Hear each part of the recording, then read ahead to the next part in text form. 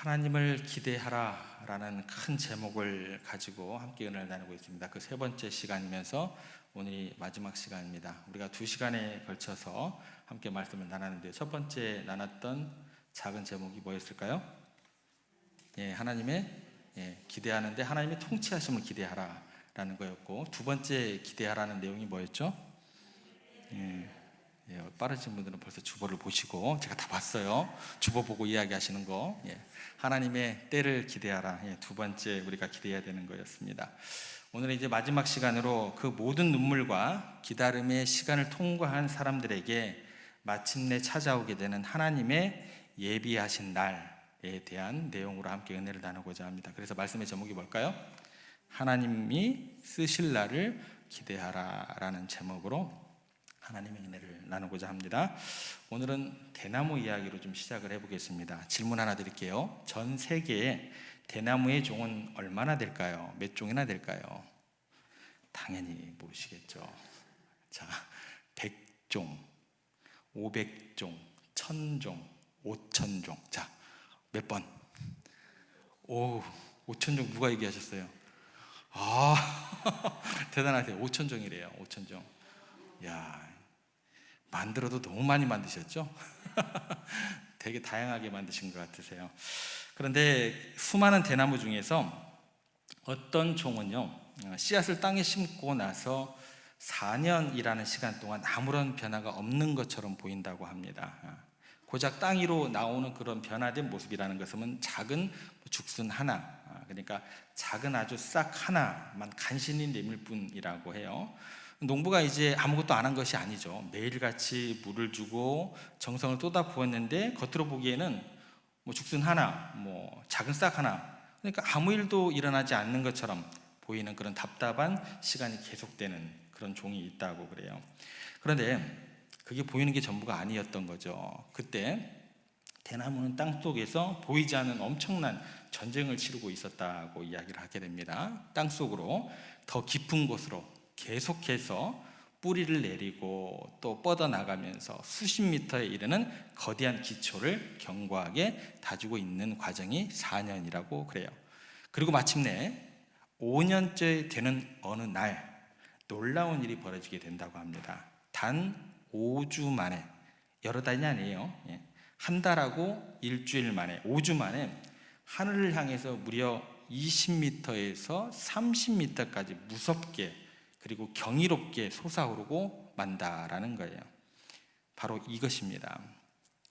하나님께서 정하신 때가 되면, 하나님의 때가 되면 하나님께서 마침내 하나님께서 예비하신 그 사람을 세상 가운데 드러내시는데 아주 높게, 아주 영광스럽게 이렇게 세우시는 그런 순간이 우리 인생 가운데 분명히 찾아온다라는 것입니다.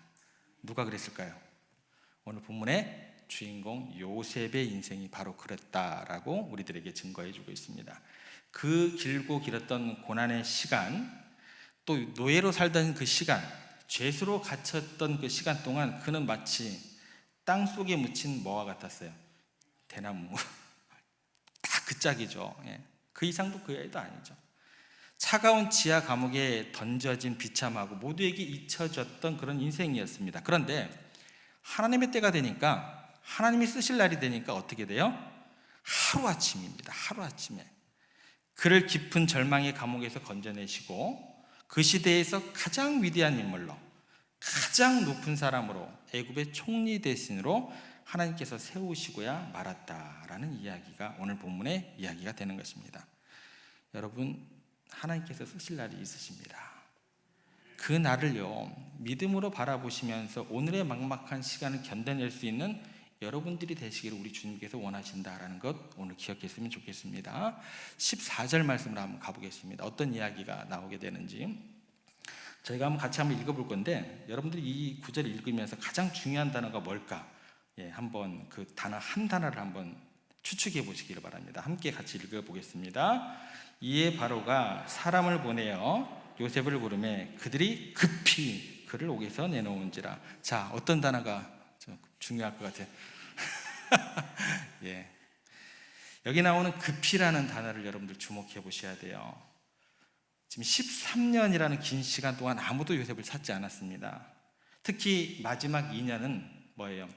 기대했던 2년이죠. 술 맡은 관원장이 나가고 난 다음에 2년이라는 시간 동안 얼마나 기다렸을까요? 그런데 그 2년마저도 완전히 잊혀진 존재로서 그 시간을 감당하게 되었다라는 거예요. 그런데 하나님의 때가 되자 세상의 가장 높은 권력이 그를 어떻게 찾았다고요?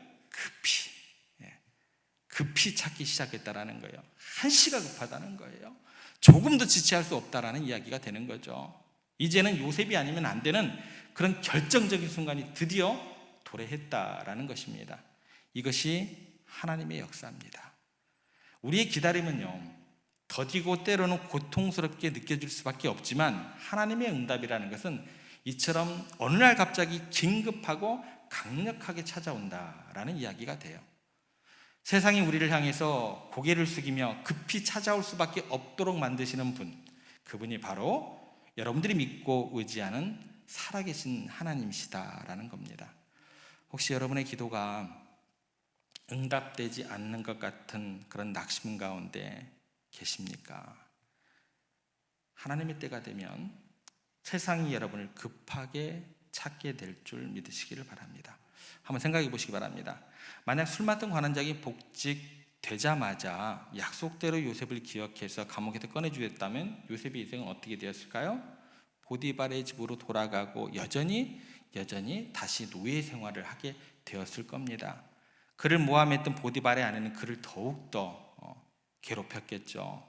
하루하루가 내가 살아도 사는 게 아닌 그런 일상이 연속이 되었을 것입니다. 그러나 우리의 시간이 아닌 하나님의 완벽한 시간에 하나님의 계획대로 일이 이루어지니까 감옥에서 어디로 바로 직행을 하게 돼요?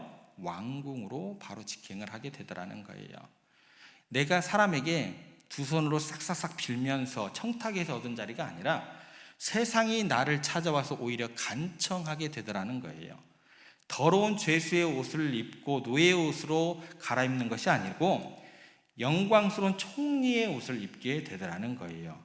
그의 나이 겨루 30살에 당대 최대 강국 애굽의 운영을 책임지는 위대한 리더로 세워지게 되더라는 겁니다. 이것이 하나님께서 쓰시려고 부르시는 사람의 그때가 이르렀을 때 주어지는 영광이 된다라는 것입니다. 그래서 하나님께서는 단 한치도 실수가 없으시고 그 하나님의 그 계획을 아무도 막을 수 없는 계획이 실행이 되는 것이고 하나님께서 기억하시는데 누가 그를 땅에 영원히 묻어둘 수 있겠느냐라고 하나님께서 요셉을 통해서 우리에게 말씀하신다라는 거예요. 그러면 이제 우리가 이런 질문에 이렇게 처하게 됩니다. 그러면 하나님께서 쓰시는 그 날이 되면 요셉의 아팠던 과거는 어떻게 되었을까요? 라는 질문에 우리가 직면하게 됩니다. 여러분 생각에는 어떻게 되었을까요? 갑자기 어느 날 같이 안개처럼 사라졌을까요? 아니면 상처가 아물었을까요? 여러분 생각은 어떠세요? 여러분, 우리는 상처를 받고 난 다음에 우리가 또 회복되고 뭔가 주님의 위로가 우리가 이제 주어지면 그 상처가 사라질 것이다, 아니면 그 상처가 아물 것이다 라고 그냥 자연스럽게 생각을 하게 됩니다. 요셉은 어떤 일이 벌어졌는가 우리가 좀 생각해 보고자 합니다. 상처와 눈물로 얼룩졌던 그의 모든 삶은 그 상처가 사라진 게 아니에요. 어떻게 과거에 있었던 일이 사라져요? 사라지지 않죠. 모든 삶은 어느 것 하나 버려질 것 없는 완벽한 재료가 되었다는, 어떤 일이 주어지게 되면 상처가 아무렇지도 않는 사람이 되어버리는 거예요. 이게 중요한 포인트입니다. 그의 고통스러운 삶 전체가요, 하나님의 쓰시기에 가장 완벽한 뭐가 되는 거예요? 이력서가 되는 거예요. 내 이력서를 그냥 다 거기다 적어 놓는 거예요. 내가 형제들에게 팔려왔고 감옥 생활했고 거기에서 내가 이렇게 땅바닥에 굴렀어. 이력서가 되는 거예요. 어떤 이력서가 되냐면 형들의 시기와 미움 속에서 몸부림치면서 인간적인 관계의 갈등을 조정하는, 거기에서 내가 지혜를 배웠습니다. 자기 소개서가 되는 거예요. 그것은 훗날 까다로운 애굽의 신하들을 다스리고 자신을 팔아넘겼던 형제들을 품에 안는 위대한 용서의 리더십이 되었습니다. 이 이력이 되는 거예요. 머나먼 이국 땅에 노예로 팔려와서 낯선 언어와 문화를 익혔던 서러움의 그 시간은요, 나중에 국제적인 시대에 그 외교의 역할을 감당하도록 준비가 되었습니다라는 이력이 되는 거예요. 그런 자기소개가 되는 거예요.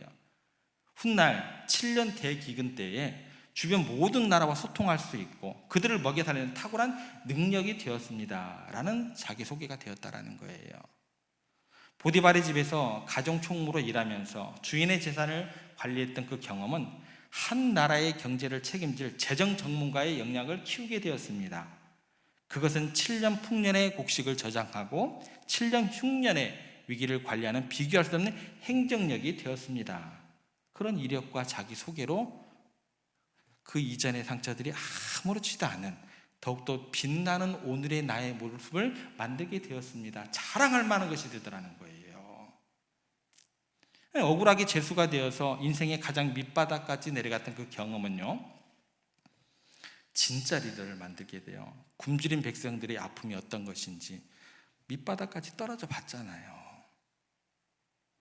굶주린 백성들의 아픔에 진심으로 공감하는 따뜻한 목자의 마음을 가지게 되었습니다 라고 고백하는 요셉이 됩니다. 그래서 요셉이라는 사람은요, 총리 대신에 앉고 난 다음에 단순히 곡식을 파는 장사꾼이 아닌 거예요. 그 사람은 뭐가 되는 거예요?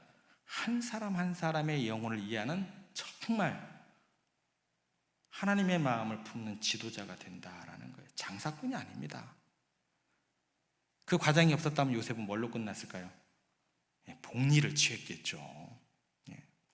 장사꾼에 그치게 되었겠죠. 여러분, 세상의 눈으로 보면 요셉의 삶은 실패와 좌절의 연속입니다. 그런데 하나님의 눈으로 보면 한 시대를 구원할 최고의 총리를 만들기 위한 완벽한 훈련의 과정이 되었다. 이걸로밖에 설명할 수 없어요. 여러분의 과거는 어떻습니까? 후회와 상처로 얼룩져 있으신 분들 많을 거예요. 그런데 그건 나의 관점입니다. 하나님께서는 그 모든 것들을 재료로 삼으셔서 여러분을 향한 가장 위대한 계획을 지금도 이루어가고 계신다라는 거예요. 그 모든 절망적인 시련들은 하나님께서 여러분들을 잊으셨기 때문에 겪는 아픔과 비극이 아니라 오히려 하나님께서 여러분들을 특별히 세밀하게 간섭하시는 거죠. 그죠? 여러분을 최고의 걸작품으로 만드시려고 친히 다듬어 가시는 과정으로 우리 가운데 다가올 수 있어야 된다는 거예요. 그래서 그것은 비극이 아니라 찬란한 영광을 위한 과정으로 우리가 받아들일 수 있어야 된다라는 것입니다. 제가 군대 얘기 하나 할게요. 군대 다녀오신 분들은 이해를 할 거예요. 군화에 광을 내는 때가 있어요. 반짝반짝 빛나게. 광을 낼 때 어떻게 하냐면 새카만 구두약을요, 구두에 그 전투화에 인정사정 없이 막 새카맣게 칠해요. 그리고 난 다음에 솔로 또 천으로 막 문지릅니다. 그리고 난 다음에 거기서 그치지 않습니다. 거기에 침을 양 팍 뱉어요. 더 광을 내고 싶다라고 하면 거기서 그치지 않아요. 더욱더 빛나고 반짝반짝하게 하려면 그 다음 과정이 뭐냐면 뭐예요? 어떻게 하세요, 장로님? 군대 다녀오셨구나. 아이, 장로님 아시는데? 불에 그슬립니다. 불에 그슬려서 이렇게 그걸 불광이라고 이야기를 해요. 우리 인생이 그렇습니다. 원치 않는 더러움에 오염되어 시커멓게, 새카맣게 캄캄한 어둠만이 내 삶에 가득해요. 때로는 여러분들 침뱉음을 당할걸요. 그죠? 침뱉음을 당하는 그런 모욕을 당하고, 어느 때는 거기서 그치지 않죠. 뜨거운 불을 지나는 것 같은 고통을 겪지만 그 모든 과정이 결국 뭐예요? 여러분들을 찬란하게 빛나게 할 줄로 믿으시기를 바랍니다. 요셉이 나이가요 30살에 불과했지만 그의 인생과 폭과 그 깊이는요 아마 애굽에서 80살 이상으로 어떤 노인보다도 훨씬 깊고 넓은 경험을 품게 되었을 거다라는 거예요. 하나님은 큰 일을 맡기시기 위해서 먼저 그를 큰 사람으로 만드시는 작업을 꼭 하신다라는 거예요. 그래서 하나님께서 쓰실 사람에게는요 연단이 많다라는 거예요. 위대한 일을 감당할 사람에게는 그래서 고난이 깊다라는 것입니다. 그렇다면 이제 우리가 여기서 하나만 더 생각해 볼게요. 만약에 하나님께서 쓰시는 그 날은 내가 그러면 이런 어떤 훈련의 과정을 거쳐서 어느 정도 수준에 올라가면 하나님께서 그래 그때야 그날이야 그렇게 이르렀다라고 우리에게 찾아오시게 될까요? 이것도 좀 궁금해지죠, 그죠? 그 답을 좀 생각해 보겠습니다. 16절 말씀해 보면 그때가 언제가 되는지, 내가 어느 정도 수준에 이르르면 그게 우리 가운데 이루어지게 될지 그 해답이 우리 가운데 나오게 되는데, 요셉의 수준이 어떠했는지 우리가 16절 말씀 같이 한번 읽어보겠습니다. 요셉이 바로에게 대답하여 이르되 내가 아니라 하나님께서 바로에게 편안한 대답을 하시리이다. 여기서 두 가지를 여러분들이 주목해서 보셔야 될 게 뭐냐면, 첫 번째는 내가 아니라, 두 번째는 편안한 대답을 하시리이다. 이 두 가지입니다. 이거를 좀 더 구체적으로 좀 생각을 해볼게요. 이 한 문장의 고백이 얼마나 위대한 고백이 되는지 모릅니다. 지금 요셉의 눈앞에는요, 자신의 운명을 단번에 바꿔줄 수 있는 힘 있는 절대 권력자 누가 서 있어요? 바로왕이 서 있습니다. 그죠? 그러면 지금 그 바로왕 앞에서 자기 PR을 해야지 요셉이 인정받을 거 아니에요. 그죠? 자기 자랑을 해야, 야, 너 요셉 대단하다, 너 내 밑으로 와, 이런 어떤 그림이 그려질 거 아니에요. 그러면 요셉이 어떻게 해야 돼요? 예, 제가 바로 그 사람입니다. 저의 지혜는 남들하고 탁월하게 틀립니다. 제가 남다르거든요. 그죠? 이렇게 말하면서 자신의 능력을 어떻게 바로왕 앞에서 한껏 뽐내고 싶은 그런 유혹이 들지 않았을까요? 여러분 생각은 어떠세요? 지난 13년 동안 내가 억울한 일을 당한 게 얼만데 지금 이건 기회야. 단번에 보상 받고 싶은 그런 마음이 요셉에게 없었을까요? 한번 생각해 보세요. 그죠? 그런데 요셉은 지금 자기 자신을 지우개로 완전히 지워버립니다. 그러면서 뭐라고 얘기해요? 내가 아니라. 이 사람 왜 그런가 모르겠어요. 그죠? 나라고 해야죠. 나라고. 그죠? 내가 아니라. 이 고백이요, 단순한 겸손의 표현이 아닙니다. 이것은 뭐냐면 13년, 무려 13년 인한 고난의 터널을 지나오면서 그의 뼛속 깊이 새겨진 뭐예요? 신앙의 결론입니다. 13년 없었으면 이 신앙 결론이 나왔을까요? 안 나왔을까요? 나라니까요. 나 아니면 대안이 없다니까요. 13년 그 시간이 없었으면 절대 이 고백 못합니다. 여러분들, 내 인생의 주인은 나예요 라고 고백을 했겠죠. 신앙의 결론이 근데 뭐였어요? 내 인생의 주인은 내가 아니라는 것, 내 지혜가 아니라 하나님의 지혜가 일하신다는 것을 그는 마침내 13년의 시간을 거치면서 온몸으로 뭐예요? 체득한 거예요. 깨달은 거예요. 이 고백을 하나님께서 얼마나 듣기를 원하셨을까요? 여러분, 우리가 나를 지우고 하나님을 진정으로 높일 수 있을 때 비로소 하나님께서 우리를 통해 그분의 일을 시작하신다. 이게 진리입니다. 잊지 마세요. 이 진리에서 가장 많이 넘어지는 게 누굴까요? 목사들이죠. 예. 여러분들은 거기에서 자유하신 분들이에요. 그러니까 절대 넘어지시면 더욱 안 돼요. 예. 그리고 이제 두 번째 살펴봤던 게 뭐예요? 이렇게 말하는 하나님께서 편안한 대답을 하시리이다. 이게 두 번째 이제 우리가 주목해야 할 구절이죠. 여러분, 질문 드려볼게요. 지금 요셉의 삶이 지금까지 편했어요? 절대 아닙니다. 그죠? 기나긴 고통과 절망, 하나님께서 응답하지 않으신 것처럼 무응답처럼 느껴지는 그 침묵 속에서 오랜 세월 동안 고통당하면서 그가 끝까지 믿었던 것이 있어요. 그럼에도 불구하고 나의 하나님은 선하시다. 이걸 다니엘서로 가져가면 뭐가 될까요? 그리 아니하실지라도. 훌륭하십니다. 그럼에도 불구하고 하나님께서 선하시다. 하나님 내게 가장 좋은 것으로 평안으로 주실 것이다. 하나님의 선하심을 한치 의심도 없이 신뢰하고 바라보는 그 순간 하나님께서는 그 수준에 도달한 사람을 들어서 당신의 가장 위대한 역사에 사용하신다라는 진리가 두 번째로 등장하게 됩니다. 여러분, 지금 어떤 상황에 계시든지 이 믿음의 고백을 올려드릴 수 있기를 바랍니다. 내 하나님이 내 인생에 가장 편안한 해답을 주실 겁니다. 그래서 나는 하나님을 신뢰합니다. 바로 그 순간이 하나님께서 여러분을 존귀하게 쓰시는 새로운 시작점이 되는 줄 믿으시기를 바랍니다. 하나님은요, 세상의 기준과는 전혀 다른 방식으로 당신의 사람을 찾으시고 일으켜 세웁니다. 로버트 슐러 목사님의 글에 나오는 한 이야기가 저는 제 마음 가운데 항상 자리하게 됩니다.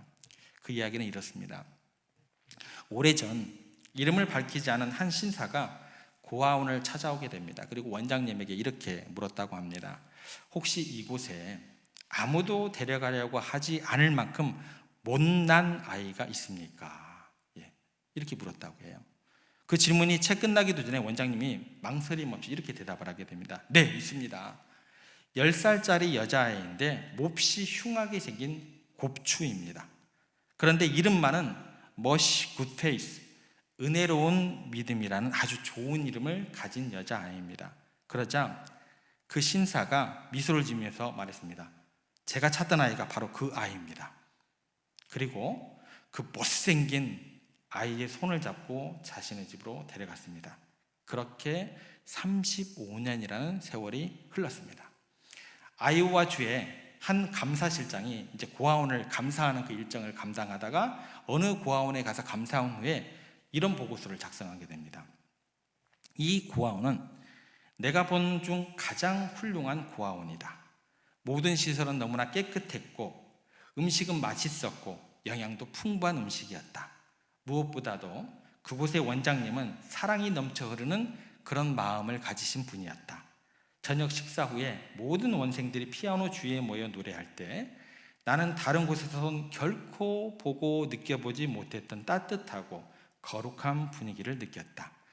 나는 이제껏 그 원장님처럼 그토록 다정하고 아름다운 눈을 가진 사람을 본 적이 없다.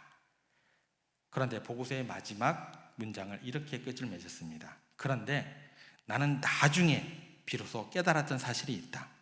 그 원장님의 얼굴이 사실은 몹시 못생겼을 뿐만 아니라 곱추라는 사실을 나는 미처 알지 못했던 것이다. 그 원장님의 이름은 머시 굿페이스, 은혜로운 믿음이었다. 여러분, 우리가 어쩌면 우리 자신이 세상이 보기에는 볼품없는 곱추, 그죠?